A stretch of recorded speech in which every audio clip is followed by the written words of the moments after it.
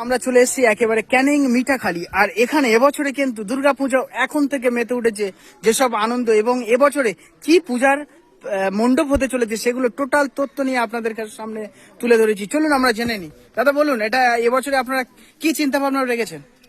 দেখুন, পুজো মানে তো খুশি, পুজো মানে আনন্দ।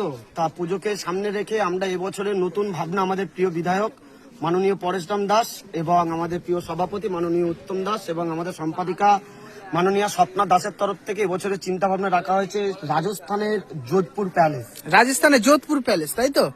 আরে বাহ! আর আপনারা কত বছর ধরে এই পুজো মানতে?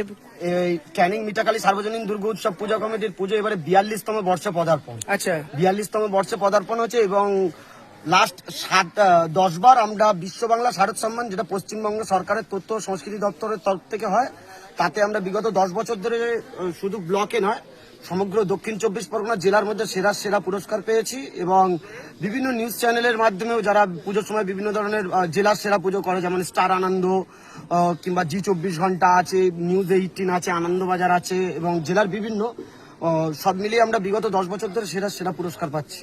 সবাইকে একটু হাততালি। একটা জিনিসও আছে, যেহেতু আমাদের প্রিয় বিধায়ক সাহেব এবং সভাপতি সাহেব সবসময় চান, ওনারা একটা কথা বলেন, দেখুন পুজোতে আমি একটা দামি জামা কাপড় পরলাম, তার চেয়ে বড় হলো যে আমরা 10 জন মিলে যাতে আনন্দ করতে পারি।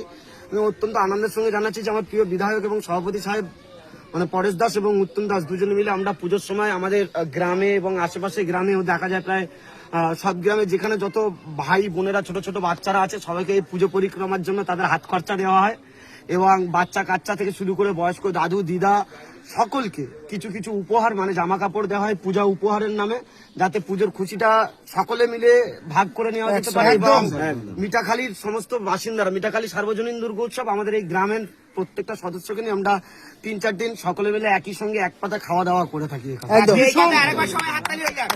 আরো একটা কথা, এই যে পূজা উৎসবের মানুষ মারছে, সেই সঙ্গে সঙ্গে এখানে কি মিঠুনদা রিলস বানাতে আসবে তো? একদম, আমরা দাদা আসবেন তো? অবশ্যই আসবো। আরে বলছে আমাদের আরেক দাদা কই, দাদা আসবেন তো? অবশ্যই অবশ্যই, যেহেতু দাদার অনুষ্ঠান বলে কথা, আসবো না এরকম কোনো ব্যাপার? আসবো অবশ্যই। দাদা আসবেন তো?